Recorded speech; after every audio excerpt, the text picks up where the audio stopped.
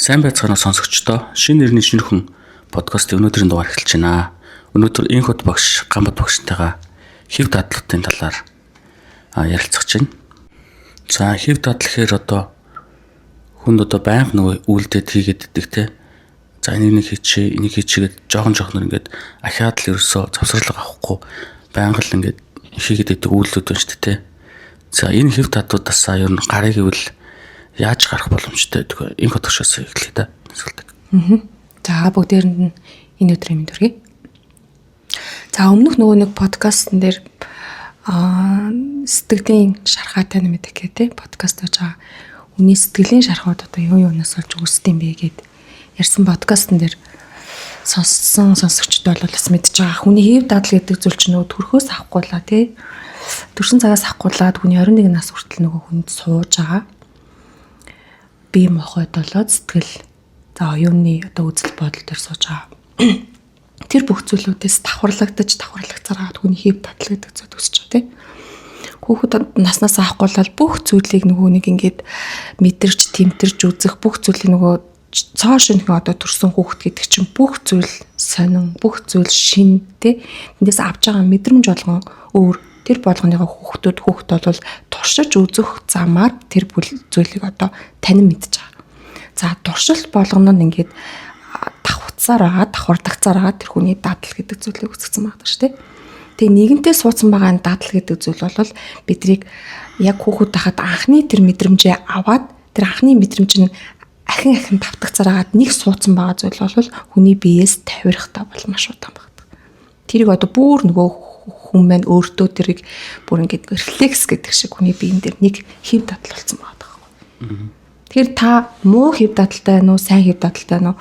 Тэрийг нэг бүгдээгээр суугаа сурцсан хүн тэр бүгдрөө засгаж бөөл юм болж байгаа шүү дээ. Тэгэхээр тэр нөгөө хүний биен дээр суудсан байгаа тэр дадал аскол нэг юмыг дахин бодлороо юу гэж тэр бодлынхаа нөлөөллөөр тэрийг хаагаад болох юм хүртэл боломжгүй бодоход хаагаад байна гэдэг чинь тэр тухайн хүний бодолд суудсан байгаа даа. Тэр боломжгүй гэдэг талаас нь харсан байгаа хэв дадал байгаа шүү дээ тий. Тэгэхээр үнэ хэв дадлыг бол яг ингээ хуваах юм бол айгүй олон төрлөөр хувааж болж байна л да тий.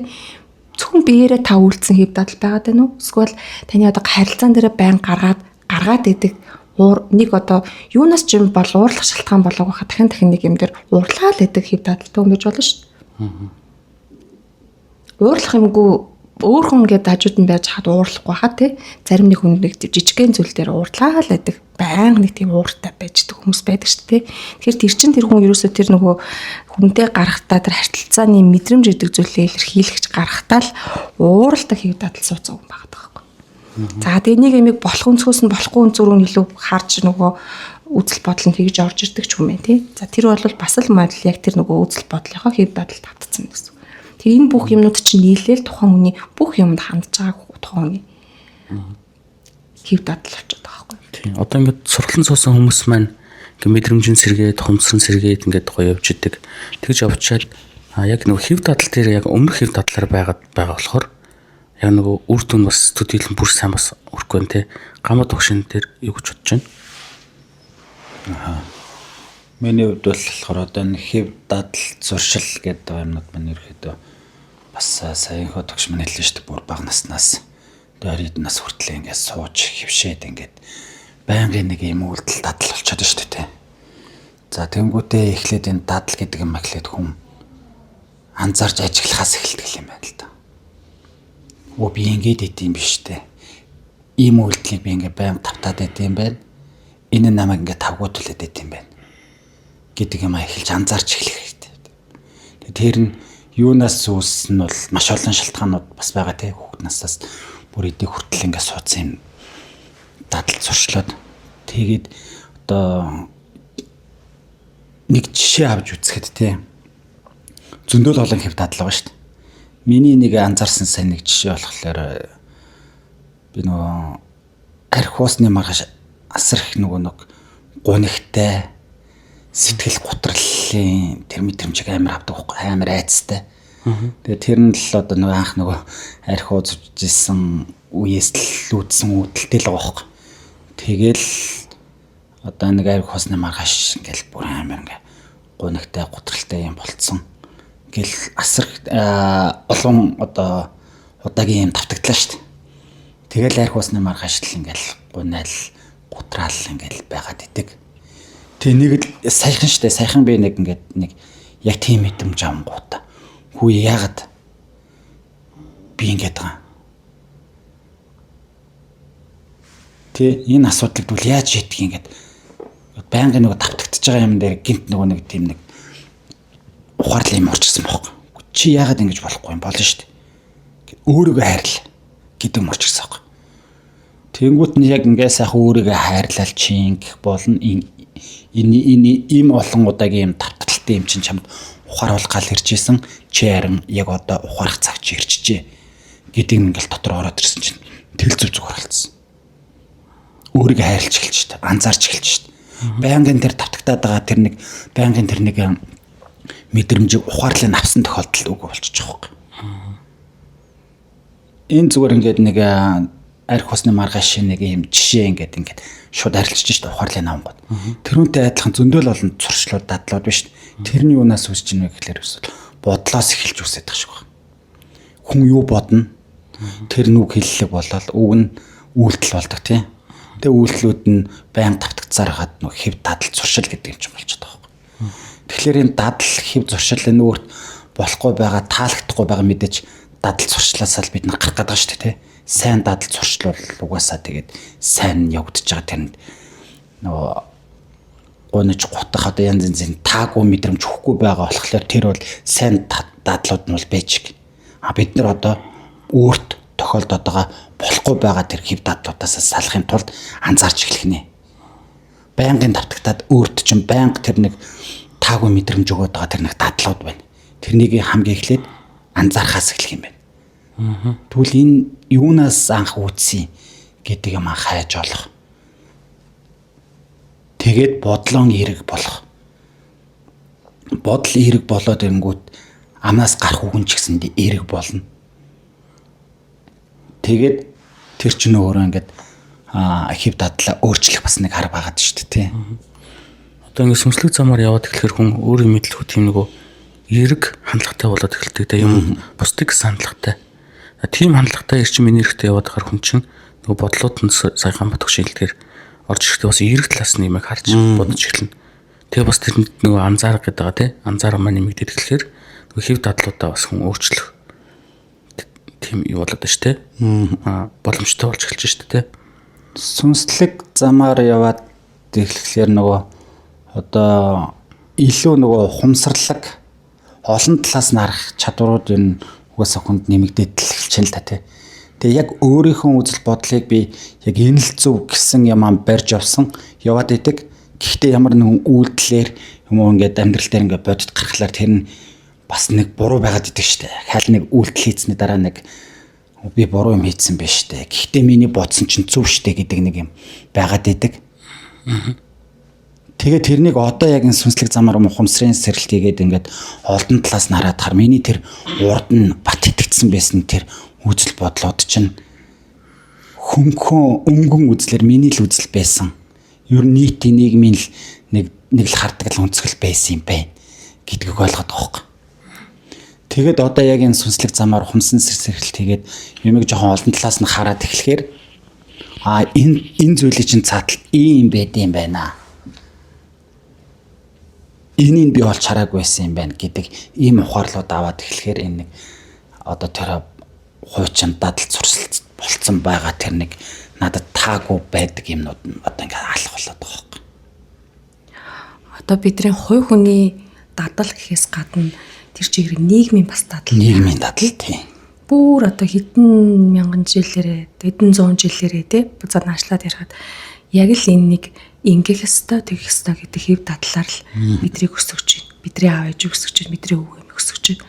Нөгөө хэв дадлан давтагдаад л бид нар хүүхдүүдтэй ингэдэг юм аа, ийм байх ёстой маа. Тэгдэг шүү, ингэдэг шүү гэд яг тэр хэв дадлыг бид нар суулгаад байгаа байхгүй. Тэгэхээр бидний нэг нөгөө багасаа тийм байх ёстой гэдэг ямыг сонсоод өссөн хүмүүс чинь аль нь зөв бэ, аль нь буруу вэ гэдэг дээр өөрөө бас яг тийм анализ хийхгүй болчиход байна шүү дээ, тийм.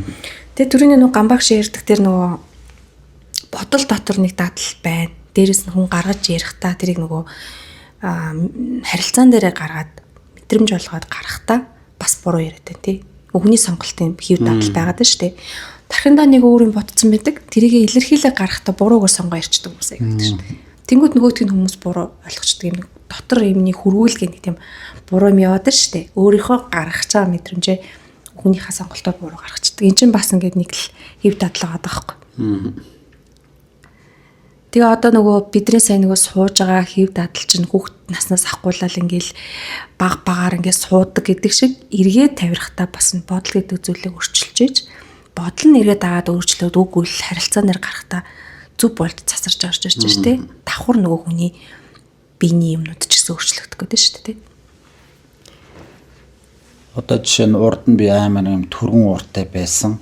Одоо өөрийгөө ингээ анзаараад тэгэхээр тэр түргэн уур нь арай гайгүй болцсон нэг анзаараад байгаа юм. Тэр түргэн уур юунаас үүдэлтэй хэв дадал болчихвоо гэд харангууд л бас л нөгөө хүүхэд насанд нөгөө дутуу үнэлэгдэх нэг жоохон дээрлэгсэн маягаар хүмүүс ханддаг багт нь тэр үнд нь сөрүүлдсөөр хагаад өөрийгөө хамгаалах нэг юм байгаад нь шүү дээ. Тий.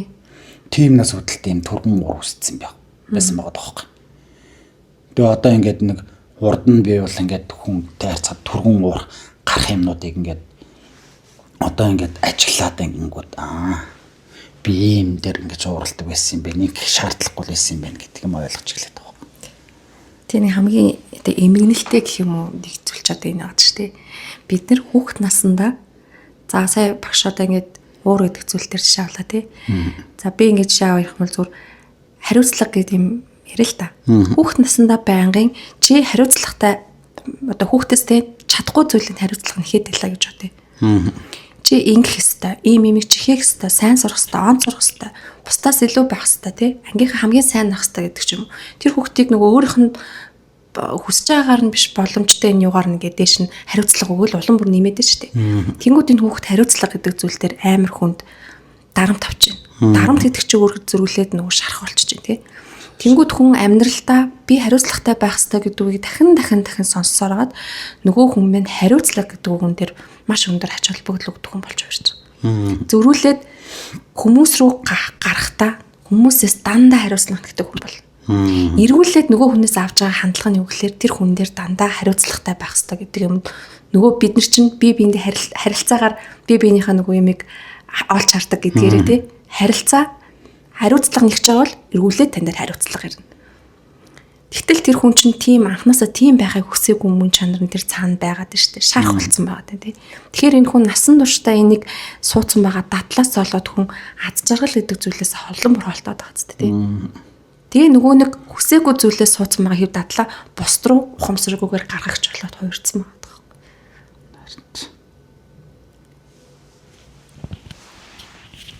За тэгэхээр одоо саяны жишээн дээр бол ярихад хүн гэдэг нөгөө хариуцлагатай байгаа тийм мэдээж онд сураад сайн их сургууль төгсөөд гой сайхан өнгөтэй амьдарч болно. Гэтэ тухайн хүн маань бас нөгөө хариуцлага өрөө сурцсан ямар нэг юмнаас хариуцлага алдчихгүй гэдэг айцтай ч юм уу те. Би нэг тэгээд хэлсэн чинь нэр тэрийг одоо хийхэмсэн гэд байнга нөгөө хүний өмнөөс тех ёстой ингэх ёстой гэдэг нэг олон хүлээсэн донд амьдраад өөрөө нэг аз жаргалгүй амьдраад шүү дээ те. Тэр бүр багтаа авсан шарнаас болоод тийм. Тэгэхээр одоо хүн одоо ээж авч гисэндээ одоо яг ийм бид нар одоо яриад байгаа энэ хэв дадал гэдэг зүйлийг багаас нь суулгахдаа тухайн хүүхдийнхээ өөрийнхөө сүнсний онцлог болсон тий. Яг тэг өсөхдөө тэгэл өсөх хэрэгтэй юм шиг санагдав. Өөрөө хөрнө.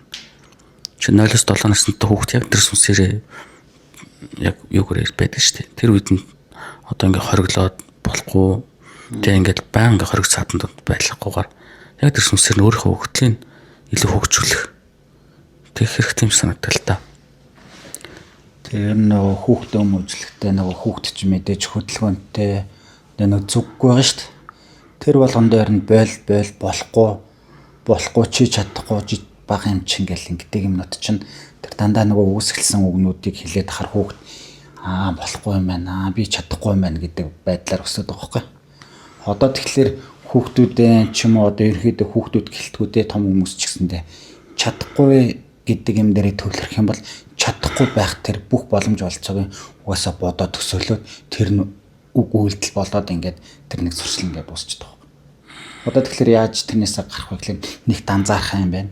Анзаарах үедээ бол угаасаа тэр нэг бодлоо эрэг болгох юм байна. Эрэг болгосон бодол чинь угаасаа юу хийхийг яаж гарц гаргалгааг нь гаргах вэ гэдэг дээр толгойч ажиллаж эхлэн шүү дээ. Тэгээ нэгэнд одоо юм хариуцлагатай болоод өссөн юм том хүмүүс бол одоо нэг зүйлийг хийхдээ би үнэхээр хариуцлага бодож энийг хийх гэдэг нь үү? Эсвэл нэг зөв сэтгэл рүүгээ нэг өнгөж үзээд зөв сэтгэл минь хүсээд энэ зүйлийг би одоо хийх гэдэг юм уу гэдгийг нэг анзаардаг болох хэрэгтэй юм шиг санагдсан. Одоо бид нар ингээд за дадал гэдэг үгийг зөвхөн донтолт гэдэг үгээр солиод үзье тий. Донтолтыг бид нар ингээд за архины донтолт ч юм уу, тамхины донтолт ч юм уу тий. Ямар нэгэн зүйлийг дахин хийгээд нөгөөдгөөсөө гарч чадахгүй хийгээд тах чинь л өөрөө донтолт байгаа шүү дээ. Тэгвэл донтолтын тал дээр ингээл архи тамхи гэж ярихад бид нар болохгүй шүү. Энэ надад хортой шүү. Эсвэл миний амьдрал сөрөг нөлөө үзүүлээд байна гэдгийг нь мэдээд байгаа хэрнээсээ тэрийг одоо сөрөг зүйл гэдэг талаас нь харж байна. Гэтэл дадал чинь яг донтолттой адилхан багтахгүй. Дахин бидний амьдрал тавтагдаад байгаа. Гэтэл бид нар дадлаа өөрчлөх тал дээр ерөөсө фокуслохгүй байгаа шүү дээ.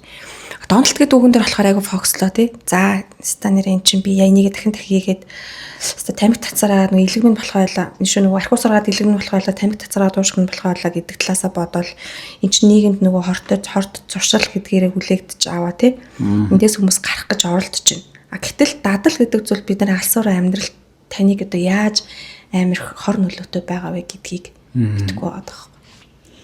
Одоо донтолтч бай одоо нэг хэв дадал одоо зуршлууд ба шүү дээ. Эн чинь өөрөө нэг үйлдэхэд гайгүй мэддэхгүй. Байнгын давталттай олон удаагийн зүйл чинь өөрөө хоргонуулн тэн дээр гараад байгаа юм. Байнгын ууртай юм, байнгын сэтгэл готролтой хэв дадлууд ингээд суух юм бол тэр хүнийг угаасаа баг амьдаар нь хүртэл олгочод шин. Тэрнээс гадна одоо энэ биелэн хоолч гэдэг юм одоо идэх сонирхолтой хүмүүс шүү дээ. Ингээд нэг дадал болоод ингээд гоё амтанд нь болоод ч юм ингээд идэхэд. Энэ бол нэг хоёр удаа идэхэд бол хүний биед бол төдийлэн тийм амар муу биш. Гэхдээ энийг байнга идсараа тэр хор тавдар гэдэг юмнуудыг тусаад байгаа юм. Энэ хүүхдийн чихэр идэх шүдэн нохроход шүү гэдэг ингээд идэг. Бол нэг удаа хоёр удаа хүүхдэд өгөхөд бол зүгээр. Гэтэ тэр нь байнга идсараа тэр ясанд нь шүдэнд нь нөлөөж тэр нэг хор хөнөөл нь гараад шин. Тэгэхээр бидний одоо энэ идж байгаа хоол хүнс ууж байгаа одоо энэ юмдаараа одоо хэрвээ жоохон ажилт анзаарах тавиад үзэх юм бол бид нар яг хоол идээд энэ хор идээд энэ гэдэг анзаарч эхэлснээс л хүн өөртөө тэр нэг өөрчлөх юм гарна шин. Анзаарахгүй за угаасаа л юм байдаг, ийм л байдаг. Угаасаа гэдэг нэг юм байгаад шиваад шүү дээ.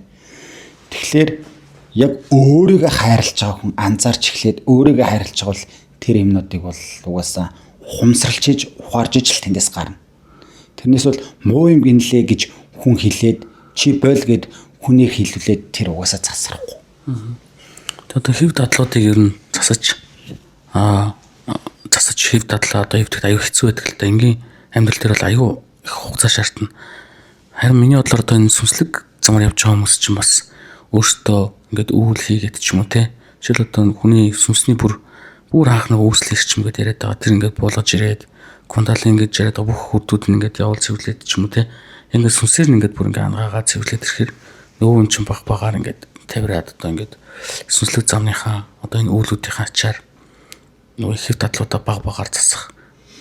Тийм амьдрал түлээтэй байгаа ингээд хүлээс үдээс тайлагдах тийм бас үүлүүд яваад байгаа. Энэ жоо сүнслэг таллынхаа энэ талаараа хэв дадлын талаар ярил. Тэр юм юу гэж ярихаар вэ? За сүнслэг тал руугаа холбох юм бол энэ бидний нөгөө дөрөв давхарлагддаг гэж ярьлаа шүү дээ. Хэв дадал ч нөгөө махан биенийхээ хэв дадал суугаал араас нь сэтгэл үзэл бодол суужсэн гэж ярьлаа тий. Энэ шиг ингээд бид нар ухамсарын тэлэлт сүнсэн дээр ухамсар маш ингээд тэлж байна. Араас нь мэдрэмжүүдэд татж байна. Бидний нөгөө мэдрэмжтэйг ажиллаа мэдрэмжүүдэд татж байна. Хамгийн удаан тавиад байгаа зүйл энэ дадал гэдэг зүйл байгаа байхгүй. Нөгөө махан биенийх нь өөрчлөлт. Ухамсар бодол ухамсарынхаа төвшөнд ингээл бүр хязгааргүй аялал ингээл янз бүрийн ингэдэм биштэй гэдэг ухаарлуудаа орж ирээд байна. Давхар тэрийгээ одоо мэдрэмжээ өөрчлөөд бид нар харилцаан дээр гаргаад идэл яг нөгөө биенийх нь нөгөө нэг хэв дадал гэдэг юм тавихгүй байгаа. Тэгээ одоо энэ Үйлээр нөгөө тавируулж ингээ ярьж байна тийм. За энэ үйл бол бидрийг маш одоо их хурдан ингээ зам товчилж гин гэж юу нь ойлгох хэрэгтэй. Бид нар ингээд нэг эмийг ойлгож ухаарахын тулд маш олон хэв дадлын дүнд одоо сая гамбаагш мэн гэхэд те архиудаг нөгөө дадал тархиныг архиудагч байх одоо архиусны маргааш нөгөө сэтгэл готрлын мэдрэмж авдаг дадалтай байж те тэр чинь ингээд зөндөө олон удаагийн давтамж тэр мэдрэмжийг авсан юм шүү те нөгөө огцон муудлаад тэрнээс тэр болгон дээр чинь одоо нөгөө ухаарлынхаа тэр нөгөө мэдрэмжийн ард нэг юм ухаарл орж ирж л байсан байгаа тэр болгон орж ирж иржсэн нэг өдөр тэр тавирах ухаарлан ч юм орж ирсэн. Тэгтэл нөгөө сүнслэг зам чинь бас товчлоод байгаа юм юу гэхэлэр тэр хүнийг тэрнээс нь тавируулах үйл нь хийгдчихэд араас нь гэд нэг хүчтэй том ухаарлал явчихад тэр айгу амархан тавираад байгаа. Тэр болгоны олон давтамжтай аануудыг ингээд нэг өсөнд хөнгөлөөд штэ тий. Тэгээ нөгөө эн чин дөрөвнөө донтолтоор жишээ аваад байсантай адилхан хүн донтолтоосоо гарыг гэдгийг өөрөө ухамсар дотроо эхлээл хийж за би үнэн нүг заа болохгүй юм байна болий гээл 10,000 удаа болий гэж боддог шин. Тэгээ яг үндэ гардггүй тий. Тамхинаас бол ялангуяа ингээл гарахгүй л байгаа даас тий. Тамхи татлаа займаас энэ болио өстэй хогийн байна. Модчил мохоо өндөр үнэртэй байна гээл болийг л бодтол хит тонжснаа дахиад татдаг тий. Тийм ч нөгөө нэг яг гүн ухаарлан төр хүн дотор орохгүй л байгаа байхгүй. Зүгээр өнгөцсөн за болий маргааш нөгөө нэг хүний татвал их гоё яадаг та гэдэг бодол нь нөгөө нэг болий гэдэг бодлосоо 50% таваал ороод ирэхлээр татчихдаг. Тэгтэл тэрийг магадгүй 100%, 90% тэрийг давахгүй байх хэмжээний ухаарлал тэр хүнд хэрэгтэй байгаад шүү дээ. Тэрэн шиг хэв дадал гэдэг зүйл засархын тулд эн чинь маш удаан тавирдаг зүйл гэж ярьж байна. Ухамсар хүртэл ингээд мэдрэмжээр хүртэл ингээд өөрчлөгдөд байгаа нээсээ хэв дадал тавихгүй байна гэдэг мэн энэ дээр маш гүн гүнзгий ухаарлууд явж бид нар үнэхээр энэ миний амьдралд ингээд хүүхэд наснаас нь хахгуулаад өдөө хүртэл одоо 30 таа 40 таа миний амьдралыг удирдахжсэн намаа гэж тодорхойлж байгаа энэ үг үйлдэл бүх зүйлүүд маань байж байгаа учраас энээс тавирна гэдэг чинь өөрөө асар том ухаарлууд ирэх болж байгаа юм. Гүн гүнзгий ухаарлуу тий. Тэгээ яг шийдвэртэй би нэгэ яах юм бэ? Өөрчлөх хэрэгтэй юм байна. Энэ надад ийм одоо сөрөг нөлөөтэй шүү гэдгийг бүр гүнээсээ гүн хүлийн зөвшөөрөөд ухаарлаа авч ээж тэр дадлууд маань ингээ багаар тавираад байгаа. За миний хувьд бол одоо энэ сүнслэг замаар яваад одоо 4 сар болж байна. За тэгэхээр одоо өмнө байсан хэв татвартай ингээд бодоод зэрэг би өглөө босвол нөгөө өнөөдөр ямар асуудлууд байгаа вэ гэд яг нэг гал унтрах ажилтан шиг л одоо ингээд асуудлуудаа шийдэх гэж явдаг байсан. Ажил дээр ч тэр амьдрал дээр ч тэр асуудлуудаа ингээд хараад явдаг байсан. Харин одоо бол асуудал биш нөгөө арай аян зөнгөөрөө бусдын төлөө гэж бодвол өнгөц биш яг гүнээс нэг бусдын төлөө гэдэг бодол орж ирдэг. Тэр ерөнхийдөө амьдралын хэв татлууд ерөнх өөр асуудлыг биш шийдлийг хардаг, хүн туслах юу байна гэд тэр надад ямар боломж байна гэд тэрийг хардаг болсон юм санагдаж байгаа. За хоёр багш минь хувьд ямар хөө хэв татал нь ингээ өөрчлөгдсөн бэ? За миний хувьд гэх юм бол би өмнө нь одоо яг энэ сүнслэг замнал руу орохоос өмнө болохоор аливаа ямар нэгэн харилцаан дээр өөрийгөө нэг би чадлаараа хичээж байгаа штэ. Би ер нь нэг буруу юм хийг байх. Одоо миний хувьд ингээд хичээжлээ. Одоо нэг ямар нэгэн байдлаар одоо нэг нийгэмд хүлээн зөвшөөрөгддөг зүйлүүд байна штэ. Сайн хүн байх гэдэг шиг юмнууд дээр би өөрийгөө гайгүй байдаг гэж боддог гэсэн байхгүй. Тийм учраас өөрийгөө нэг буруутгах шалтгаан олохгүй. За би чадлаараа хичээж байгаа. Да би одоо ингээд нэг нөгөө хүмүүсийн ярьдаг шиг ууж байгаа идж байгаа, шовууж байгаа, цингэж байгаа ч гэдэм тийм нөгөө нэг сүрэг гэж хүлээж авдаг зүйлүүдээс би өөрийгөө тийм байлгахгүй байгаа учраас чадлаараа хичээж байгаа гэж үздэг тий. Чадлаараа өөрийнхөө төвшөнд ингээд гэр орондоо ингээд мөнгө төгрөг олох ч гэдэм үү. Тэгээ өөрийнхөө төвшөнд бол чадлаараа хичээж байгаа гэж бодож байсан учраас зөрүүлээд нөгөө нэг над дээр ирж байгаа хандлагууд харилцаанууд ямар орж ирэнгүүт дандаа нөгөө өөрийнхөө дотор хохирцсон юм шиг мэдрэмж аваад идэгсэн байхгүй. Би чадлаараа ингэж яах чи яа намаа ингэж байгаа. Яг бол тэр чинь миний нөгөө бодол дотор би хичээж байгаа, энэ би зөв байж байгаа, нийгмээс ирсэн энэ зөв гэдэг дадлууд байгаад байна шүү дээ. Тэрний төвшөнд би өөрийгөө хүрэхдээ 100% хүрэхгүй ч гэсэндээ хичээж байгаа гэдэг зүйл дээрээ өөрийгөө дандаа хамгаалдаг байсан гэсэн. Тэгээд зөрүүлээд нөгөө нэг хүмүүсээс над руу буруутгалууд орж ирэнгүүт би өөрийгөө дандаа өмөрөх хохирох сэтгэлгээний дотор амьдардаг байсан байхгүй. Миний одоо хамгийн том гацаа тэрээсэн л та. Тэгээ тэр нь одоо эндээс явснаас хойш тэр ерөөсөө би өөрөө өөрчлөгдөж ийж тухайн хүмүүсийн минь хандлага өөрчлөгддөг юм байна.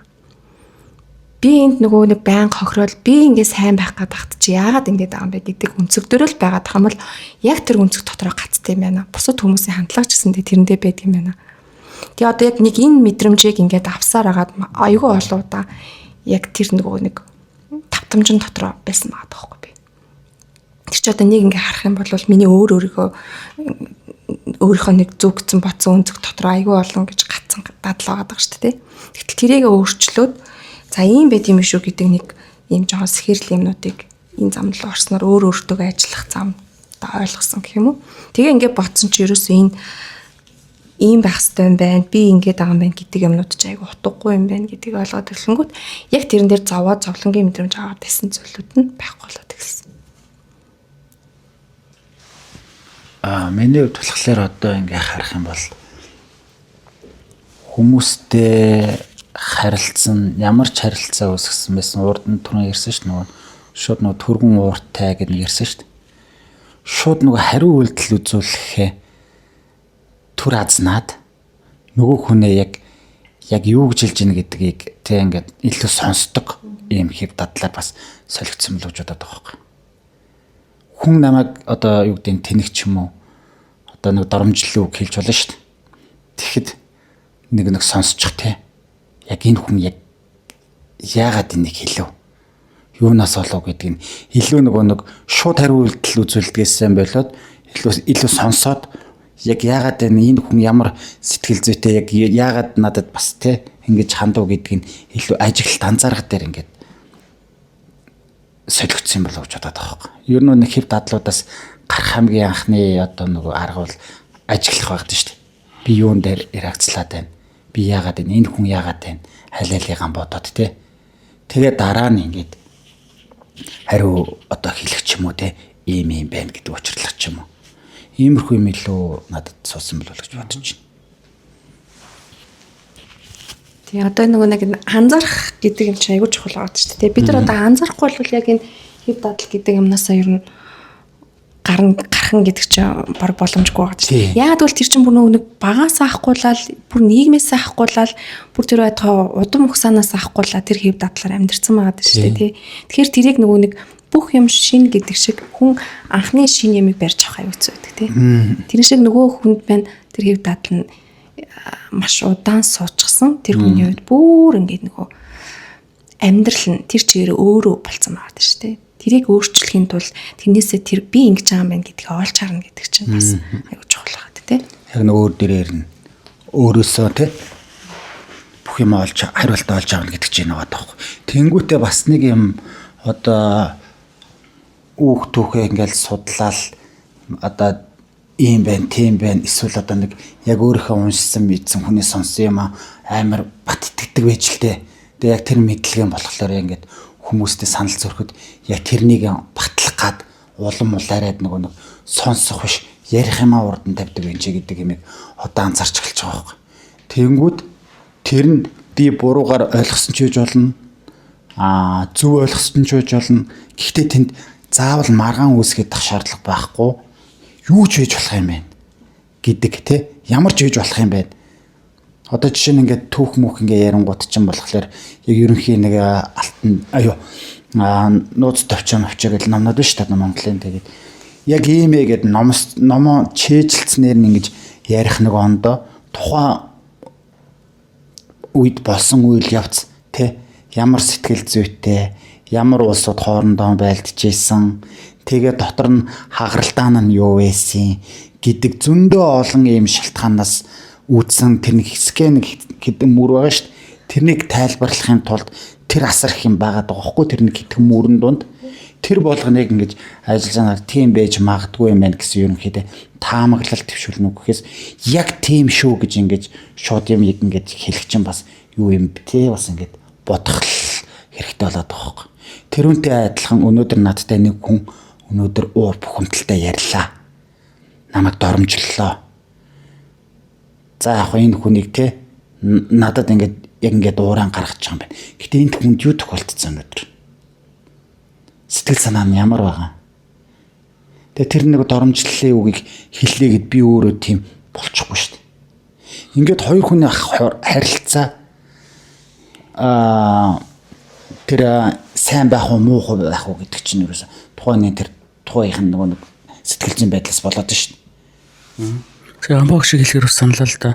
Энэ нэг уур бухимдал гэдэг зүйл чи өөрөө бас айгу сүнслэг замаар явахаар багасчдаг юм байлээ. Өмнө нь болохоор шууд хүн уурс цууны өөдөөс шууд хасаад уурладаг байсан зүйл тий. Одоо бол тэр чинь бас нөгөө бодод ойлголцсон. Тий. За энэ хүн яагаад дурлав гэд бодол орж ирдэг тий. Шууд хариу үйлдэл биш. Харин түүнийг ойлгох ухаан ухамсар орж ирж гэсэн үг шүү дээ тий. За энэ хүрээд өнөөдрийн подкаста жаргая. За ингээд дараагийн дугаараараа иргэн уулзцгаая. Тэгэхэд манай энэ YouTube сувгийг та бүхэн маань дагаад дараагийн подкастыг маань шимтэн сонсно гэдэгт итгэлтэй байна. Баяртай сонсогчдоо.